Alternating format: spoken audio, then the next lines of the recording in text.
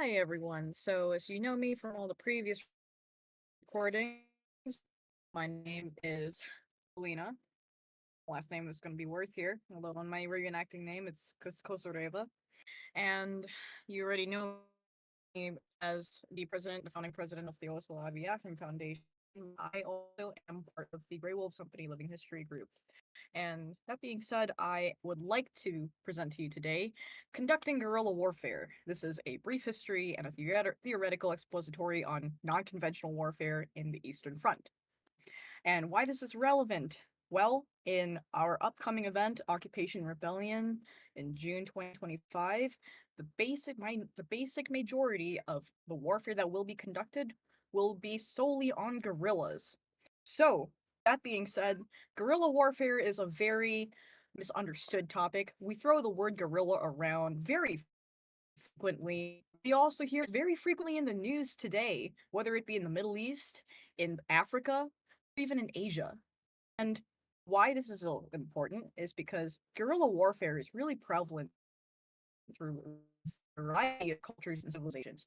It doesn't even have to be necessarily in Eastern Europe, but our event will solely focus on Eastern Europe and guerrilla warfare that has been enacted in Eastern Europe. So, without further ado, I'd like to go and present this.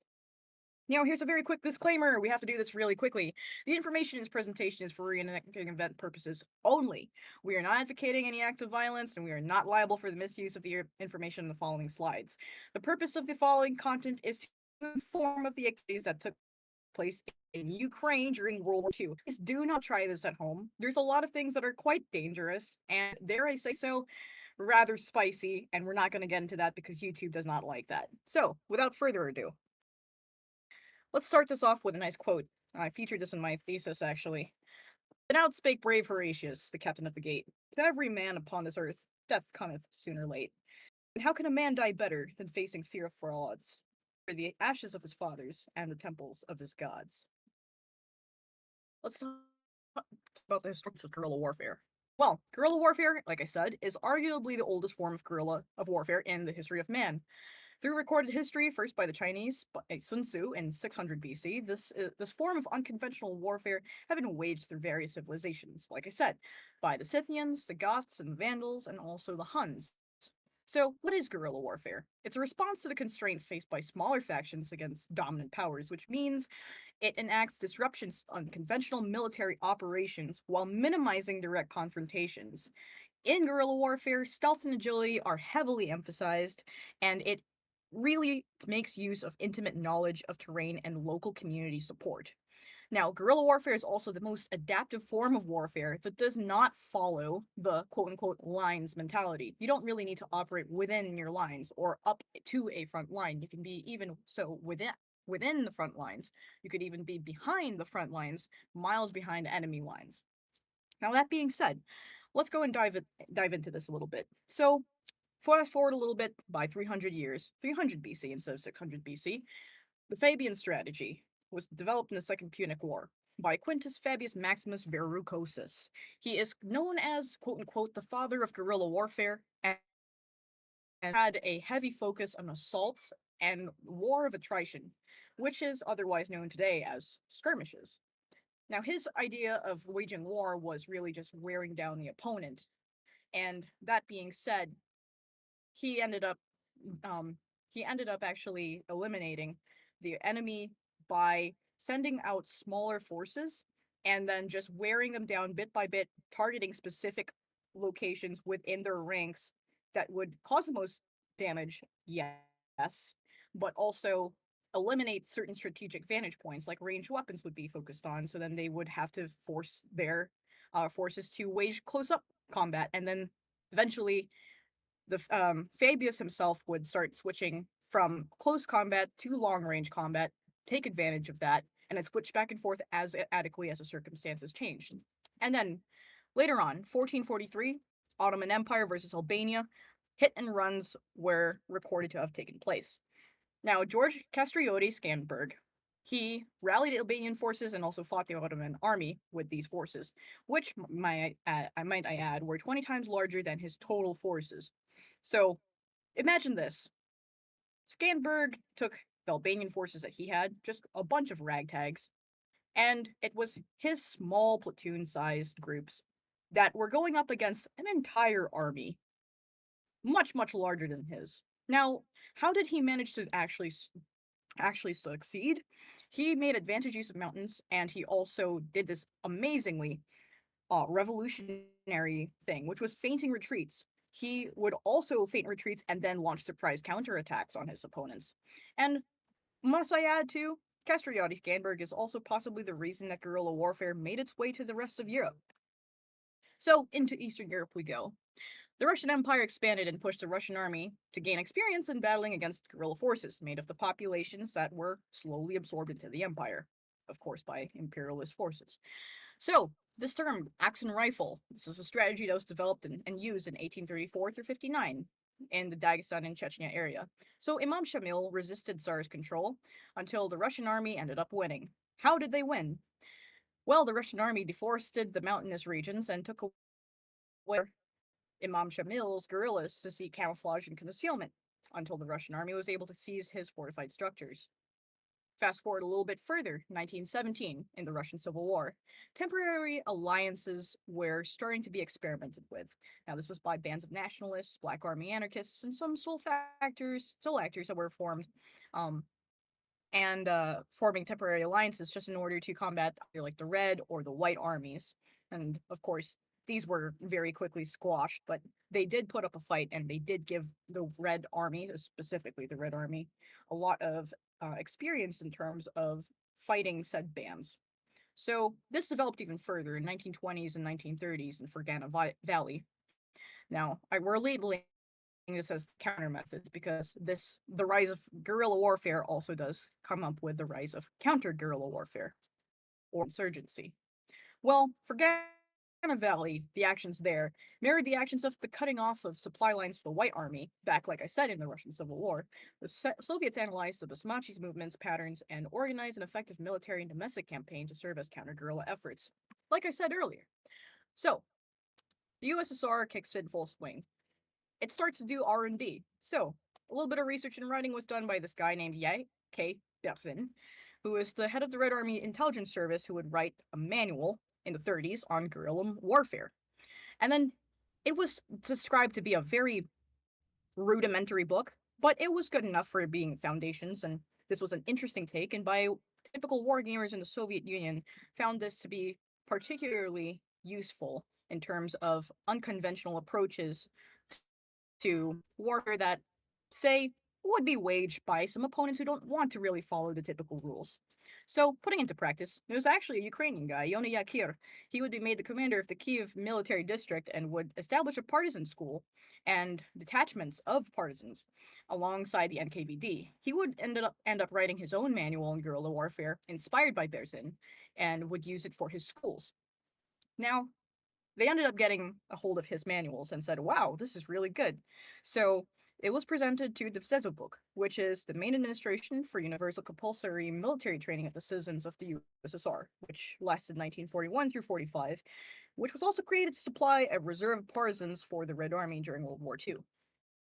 Now, there was a little bit of work that led up to the action in World War II. So, the incapacity of the German army to reclaim the vast areas it had swiftly taken during the war contributed significantly to the emergence of partisanship and guerrilla warfare. So, let's just say this by the end of 1943, 300,000 Red partisans were operating behind enemy lines. So, how was this possible? Let's go and talk about the two schools of thought going into this.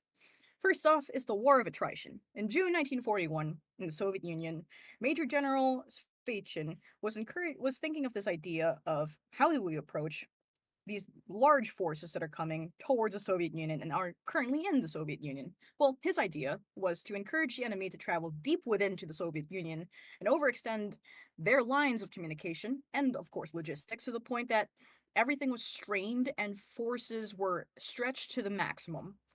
Now, that means that counteroffensives could be spearheaded by partisans, or guerrillas again, and would take the enemy by surprise, thus overwhelming them and eventually just completely annihilating them within the realms of control, which is familiar territory, and also easier locations for access of supplies' sake. Now, this is kind of to be said. Defense Commissar Clement Voroshilov really did not like this.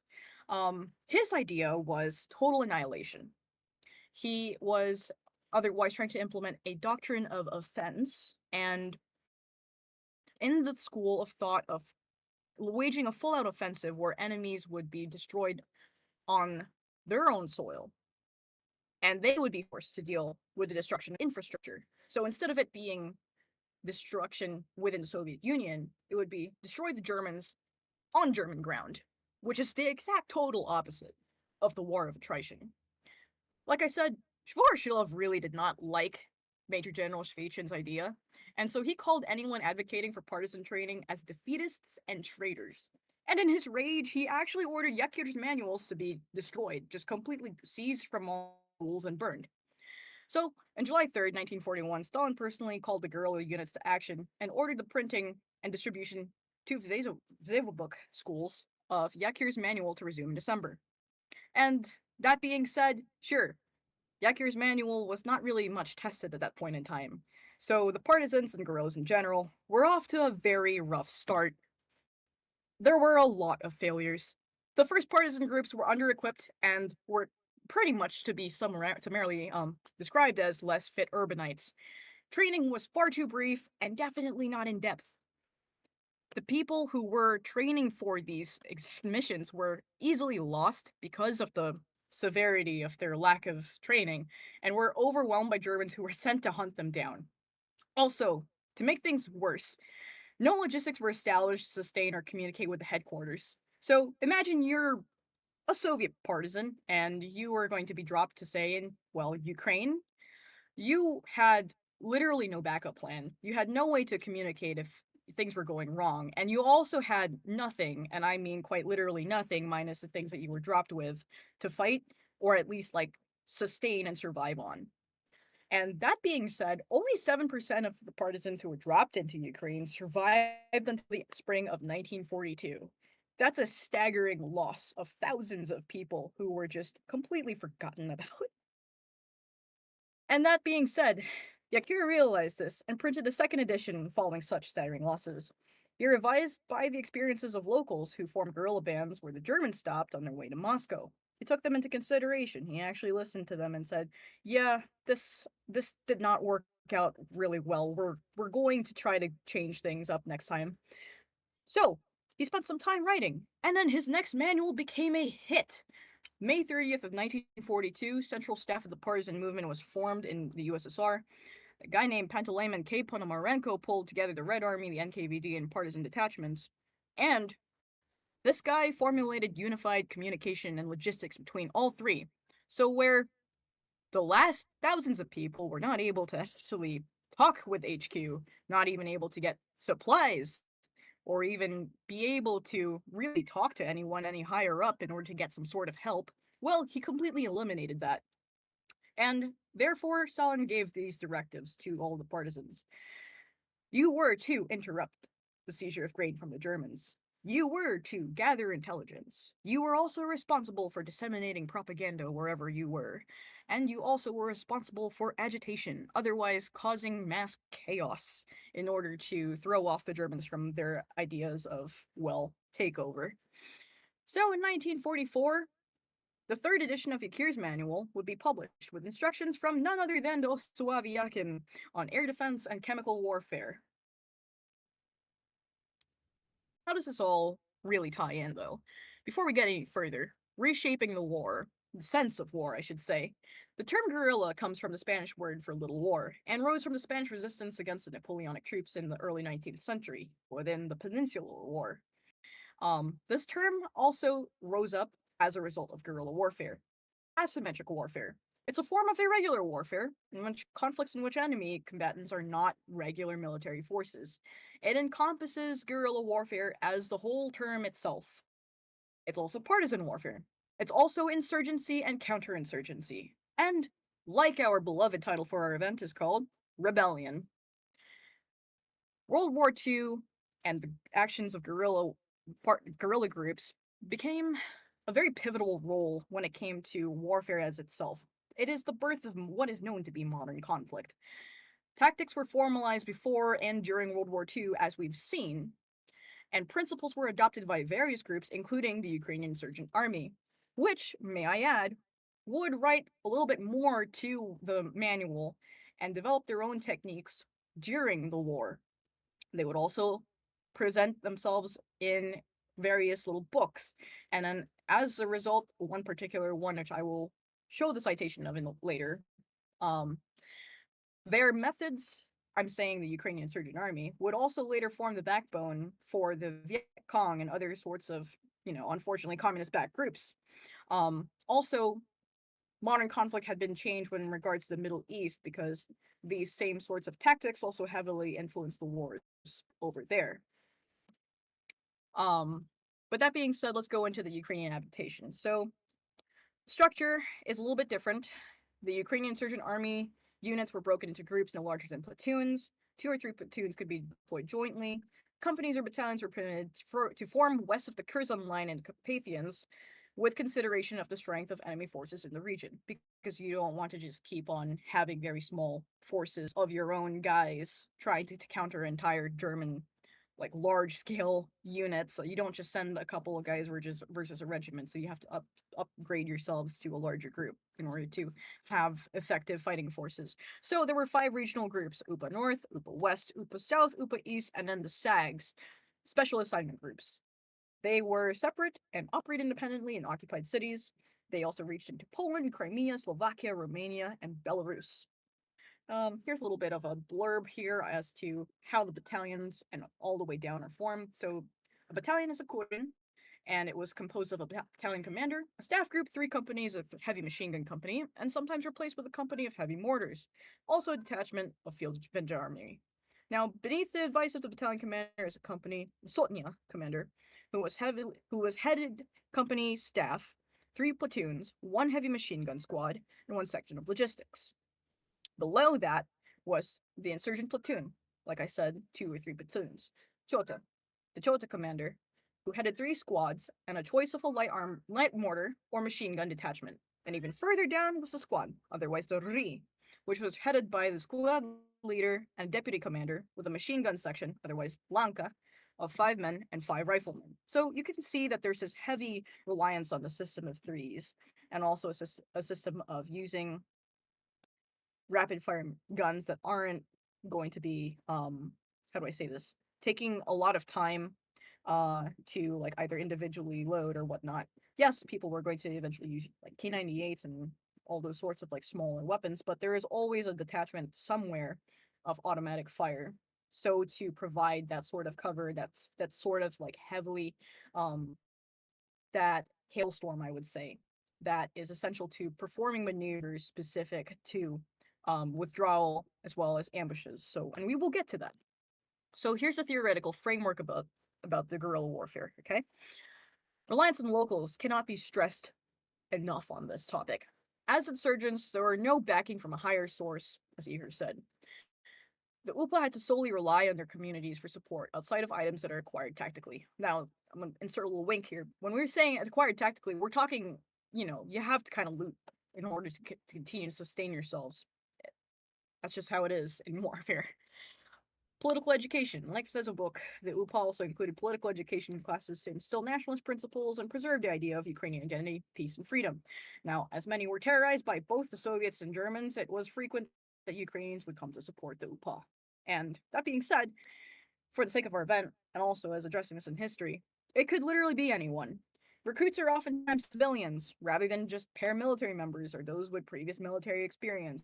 UPA members may wear uniforms or even blend in with the local population, making counterinsurgency even more difficult. The rules of the game in guerrilla warfare: 1. Leave no trace. 2. Leave the most destruction possible when acting in offense. And 3. Under no circumstance jeopardize the location of the guerrilla group, whether by word or walking back to headquarters. You're always going to want to go and take a different route than the way you came. Also, a little suggestion for every single person who is interested in participating in our event: if you are a civilian, please don't tell anyone who you're supporting. Now, a couple fundamental rules of waging guerrilla warfare. You're trying to gain the support of the local population, like I said previously. You want to avoid your losses as much as possible, while still taking necessary risks, of course, to accomplish missions. 3. Maintain noise discipline. No sneezing or coughing. Try to go and suppress that. Really try, because the slightest noise can give you and your guys away. Don't take personal letters and documents with you. Paperwork of any kind can give information to the enemy. It's just going to make you look bad. It's going to make you look like an even worse spot, should I say, if you get captured, because then now they know who to really look for. And if we're talking in a historical sense, now they know what your family is like if they see like a photo. Um, Make use of bad weather and nighttime. You want to move as much as possible when it's hard for people to see and hear you. Avoid skirmishes as much as possible. Amass the forces in a planned area of operation and surprise attack on the enemy's rear. Now, it's going to be a little hard, but this is also a historical thing. No smoking, chit chat, or drinking on a job, please. You want full attention when you're trying to do some sort of guerrilla warfare operation. You're not restricted to your uniform. Try to dress and behave like a local if you must. You are not limited to combat recon or by combat alone. Navigational skills are essential, so keep your skills sharp. Avoid staying in inhabited areas unless you are expected to life. If you are an insurgent on patrol, maintain distance to not let the enemy make an attack on your main group. So, we're getting into a couple of very spicy things, so I'm going to have to go and fly through a couple of these slides. But, ambushes. A lot of these things that you're going to be doing in the event, if you are in UPA or if you are in, say like a civilian position where you're trying to back the UPA, there's a couple of things that you might expect, like signals for train attacks, or even ambushes on highways, or even just ambushes in your village. So, what could have been expected when people were conducting ambushes on trains? Well, you would hear an explosion under the tracks, and sometimes you would hear the train crash. There would be an open fire going on with rifles, machine guns, and on the railroad cars, I should say. People are throwing hand grenades. Panic's going to be widespread at this point, and people will probably quickly loot and or destroy the cargo. Potentially, if it's a sort of personnel carrying train, you would expect people to be on the sides, trying to go and eliminate the enemy troops who are on there by preventing them from really like having a place to go leaving the train. So on highways, you can expect that people will be trying to set up traffic jams and choosing sites that are hard to turn around on. People who are launching an attack would first destroy the head of the column and then the end of the column. So I'd say the first and the last vehicles to prevent the other vehicles in between from leaving. You would expect that hailstorm of bullets would be unleashed upon enemy personnel, and quite possibly the vehicles are probably going to be destroyed at that point in time. All inhabited areas are, by some way, prepared for defense to some extent. You have to reconnoiter various positions to see what you can use to minimize the time spent and also minimize your losses.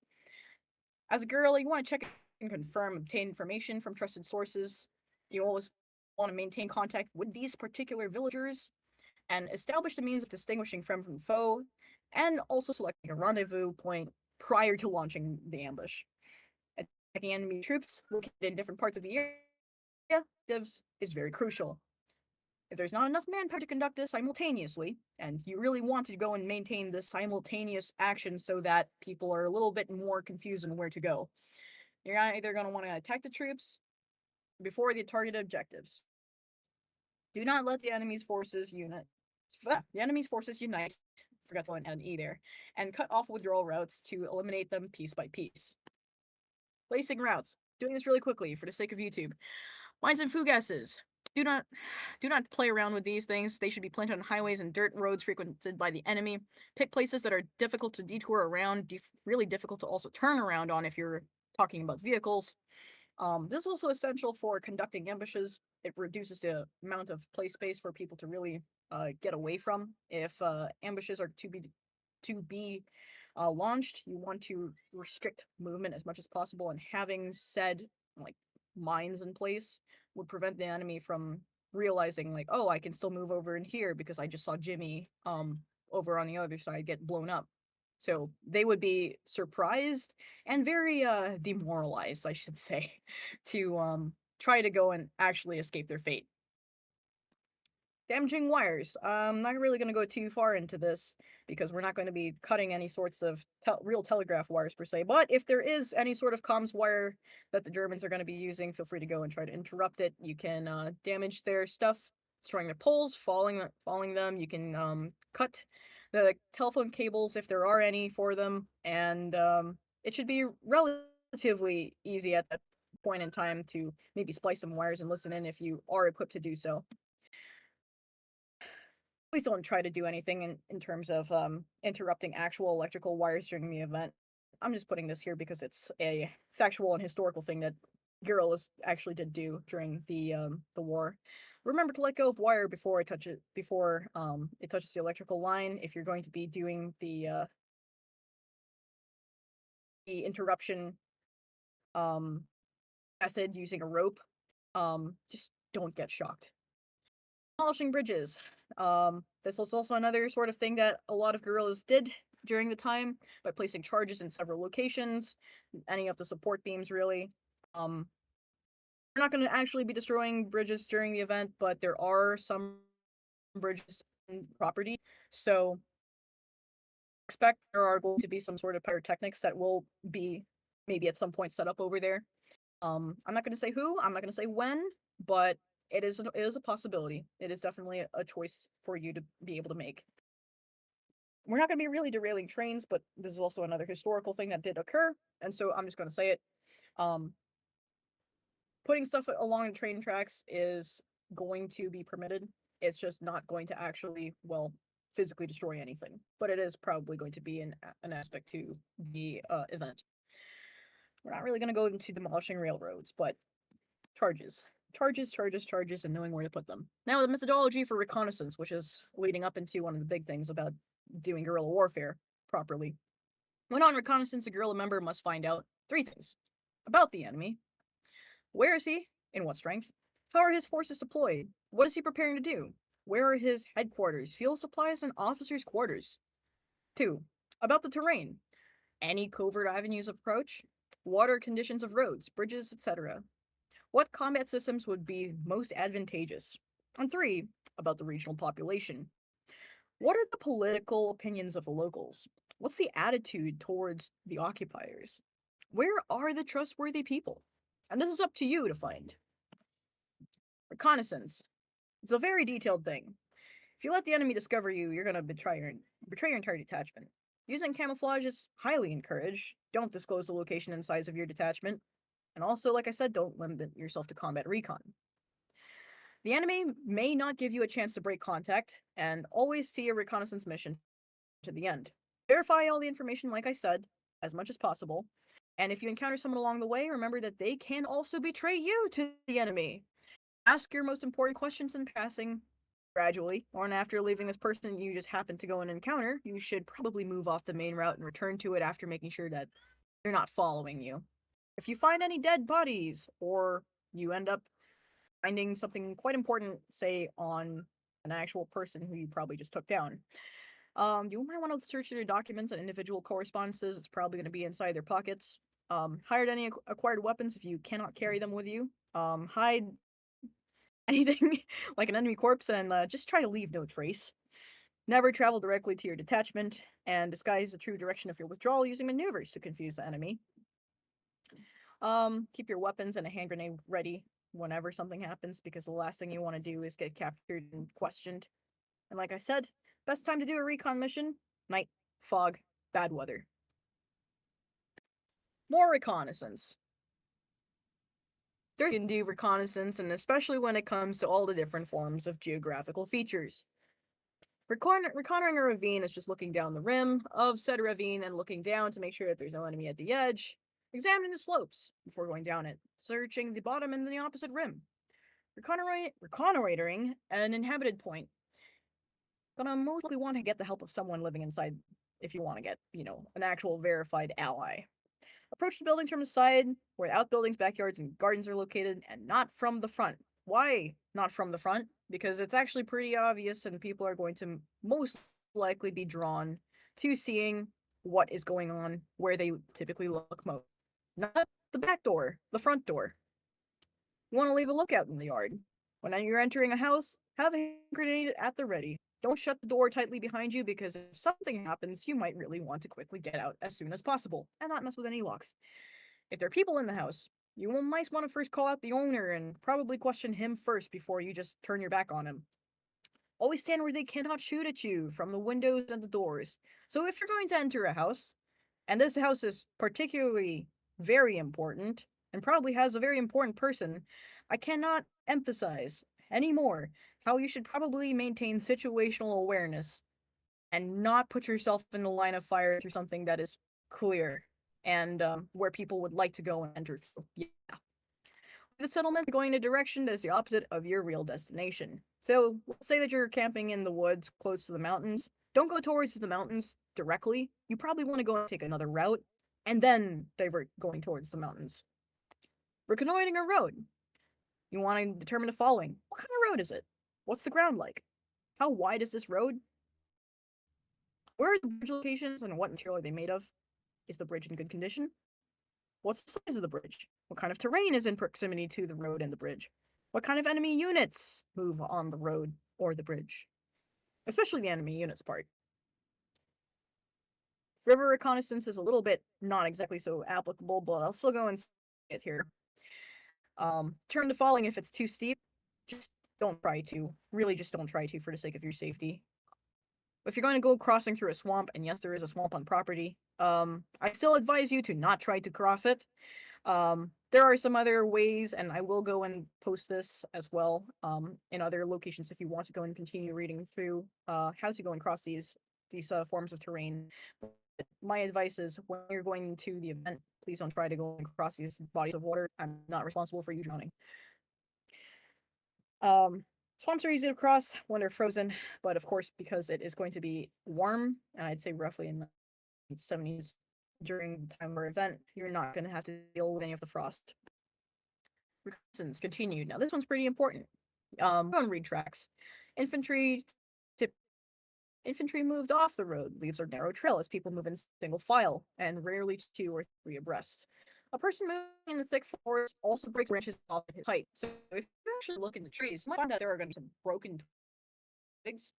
And that's because people like to go and kind of hold on to these things and then break them. Can you repeat that last two lines? Oh, sure, I can totally repeat that. A person moving in a thick forest breaks branches off at his height. And like I said, typically people moving through the woods will probably like grab a twig or two or even a whole branch and then just kind of push it aside, and that will result in some broken twigs. So you might want to look for those, especially if they're like face or shoulder height. Um, Cavalry leaves a clear impression of shod hooves. We're not going to really have a horse over there, so I'm going to skip over that. When it comes to finding the enemy's strength, you got to focus on the length of moving columns. Now, very brief. There's also a very nice visual guide that I made for a previous presentation, memory aid for observers with normal vision. If you find a bunch of infantrymen, if you see a whole stretched grouping of it, I should say that's a company size, and that would be about 200 meters. Now, up to 1 kilometer, we're not going to have that many people. It would be a battalion. When it comes to finding out if a guy is roughly 200 meters away, I would say the head and shoulders of a person are able to be distinguished. And 300 to 400 meters away, you can see the color of the clothing, the shape of a person's face, without defining features, as well as like type of rifle that's being carried. And for applicable reasons, 700 to 800 meters, leg movements of walking or running can still be discerned. Well, that's how you go and differentiate, really visually, I should say, um, what sort of troop you're going to be looking at and how many there are. Um, there's also recon and assault. And the purpose of recon and assault is to find the weakest point of an encirclement of friendly forces. When main forces conduct a breakthrough, you're going to want to provide cover to prevent enemy troops from tightening their circle around your guys. And then your heavy weapons move to break through the gap flanks to help the rest of the unit to escape the encirclement. Therefore, recon is to occupy advantageous terrain and then cover the withdrawal. And you're going to be breaking contact with the enemy and moving along circuitous routes to unite with the detachment that you just freed. Another aspect of guerrilla warfare is discreet communication, and on recon, you always have a chance of needing to pass some sort of important information. So if you don't have a courier, like a runner, right, you're going to end up using audio and light signals. When leaving on a reconnaissance mission, agree with the commander what each audio signal is going to mean ahead of time. Keep in mind that the enemy will also hear your audible signals, and so audio signals can be used better at night, in fog, or in blizzard. Guerrillas are also very well known for conducting raids. A raid is a recon mission with the goal of capturing prisoners sometimes. A raid's success depends on surprise. Your goal is to disappear with prisoners as quickly and silently as you came. You are to try to capture a quote-unquote tongue, one who actually speaks the language of the enemy, and transfer him to command, if not a knowledgeable NCO or CO. We're saying with important information at hand, or some sort of intel that they probably have. When operating as a raiding party, one group takes prisoners while the other stands guard to protect their comrades and cover the withdrawal. There's a lot of things you want to take into consideration when you're conducting a raid, such as where are the guards and like posts located, when do they change, where are the enemy courier routes, where are the officers' quarters, like I said in the previous slides.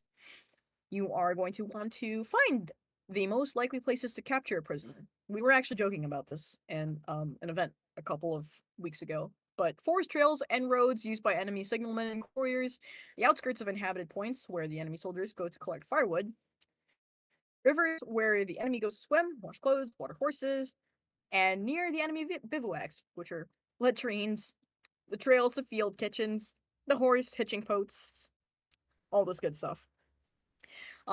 It's best if you can capture an officer, though, or a courier with dispatch to any sort of like enemy, group on the side.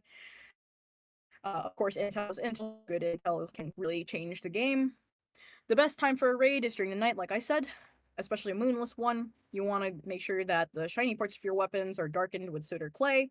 You want to make sure your weapons are prepared ahead of time. And grades, do not bring a rucksack with you. Extra weight, extra stuff on your body, extra stuff for you to get weighed down by, and extra stuff for you to get caught on.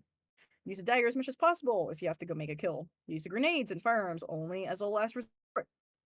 And there are exceptions, which are when the enemy takes refuge in a house, when there's a lot of them, and if they are trying to escape. Yeah, that knife is not really going to help you. You're bringing a knife to a gunfight. And something that the Ukrainian insurgent army is really, really well known for. And like I said, also eventually played to the evolution of tactics that were used by the Viet Cong. Krivka construction. The UPA was most well known for coupling the usual red partisan tactics with the ingenious use of holes dug into the ground that could fit a handful of people, called krivkas. Krivkas were camouflaged using dirt and foliage, accessible by a hidden door to a surface no larger than 20 inches in length and width. There were observation holes dug up into tree trunks, hollows, so UPA fighters could monitor local happenings in real time or even launch individual ambushes without being able to be traced by anyone too far away from safety. When dug into places people frequented, the suspicion of insurgent movements was lessened to both the Germans and the Soviets. An injured UPA member was able to overhear plans of a Soviet attack and reported it to the UPA group targeted. And these krivkas are quite ingenious because not only were they very out in the open, and I mean, like, by out in the open, I mean they were underground, but still in very conspicuous places, they were able to really hold a lot of people sometimes. And depending on how they were constructed, really, it was either like a single person to two people to four people to entire groups. And you can even find videos of some krivkas that were built and they are like the size of houses, and it's all still underground, furnished and everything, even sometimes with kitchens built into them. I actually have a couple of photos, two photos from the Grey Wolves page on Facebook, and here you can see a restored reconstruction of a krivka that was built during the war, and you can see that there's a place to sleep, there's extra storage space, there is a place to really sit down, eat, talk, and extra places to like hang your clothes and also get dry, and it seems to be winding on and on and on these tunnels until you get to the main room. And that being said, we are at the conclusions. With the modernization into World War II, guerrilla tactics evolved to include more complex methods of disrupting enemy logistics, communications, and political gain. Bringing the battlefield to civilian areas resulted in further complexities that had to be taken into consideration by occupying forces, from treatment of civilians, investigating compliance, and maintaining peace without jeopardizing security. Much was done to attempt to prevent rebellion. However, such methods were not perfect, as civilians were subjected to unfair and even brutal treatment, which inspired freedom fighters to take arms. Now, it's also important to remember that such tactics are not exclusively related to terrorists who use them decades later. Tactics themselves are not political inherently, and are a means to achieve an end. The end in this case being one's right to self governance, national identity, freedom to speak one's native tongue, freedom to sing traditional songs, and human dignity. So, as a final thing, Diakuyu, thank you. If you've got any questions, I'm open to them here. You can also catch us on the Oso Aviakim Foundation Discord server, like we are on right now. You can also email us at osoaviakimfoundation@gmail.com, or contact the UPA Reenacting Group in the US, which is the Facebook group that is linked on the slide and below, as well as the company Facebook page. I also would like to go and give special credit to the Ukraine Museum Archives of Cleveland for giving me the access to the UPA Warfare in Ukraine book, which details heavily a lot of the tactics that were used during the time and the region, as well as Ukrainian National Museum of Chicago. Near my works cited. That's all I got. I do have one question, and it is about the Occupation Rebellion event. And you were mentioning about, let's say, because I'm going to do civilian, but let's say if I were to have a hand-drawn map of the property, like I hand draw it, and let's say Germans come to houses and are questioning, trying to find stuff, and I secretly run off and then I'm caught. What would that just entail me just trying to hide it and then they find it, blah blah blah. Stuff goes on beyond that. If you acquire any sort of paperwork and you're caught, my best advice for you is to destroy it. You're either going to want to rip that up and go and burn it somewhere, scatter it to Yes. some place that you are not going to have the enemy find it. Some people just straight up ate the paper. You don't advise it, it's not tasty. Okay, I was just curious about that because also I know you mentioned about if there's a dead enemy corpse, like search them for valuable information, but I know that is for UPA and not civilians, so I was just curious. If you Plain can, point and that would simply, you're be gonna get the crap beat out of you, my G. yeah, the Germans the wouldn't Germans take too wouldn't take too kindly to that. kindly to Okay. I see you're making map of German headquarters, yeah? Very good. Please meet Mr. Fist, left and right. So what what's bad is I still not have decided who I'm going to side with yet, which I'm not going to say right now. I'm about to say, you better not say a damn thing, or the I'm not Senegalese saying a damn thing. gonna have I'm to not look at saying you. a damn. That's one of the problems with telling So, people not to say. listen. Everyone will sadly find out, sadly or happily find out who I side with at the end of the day at the event in Defiance. Kid? I'm just gonna say it now, man. You keep talking in this chat, Senegalese hat salesman gonna have to come and visit you, bro. bro, what? You sell hats with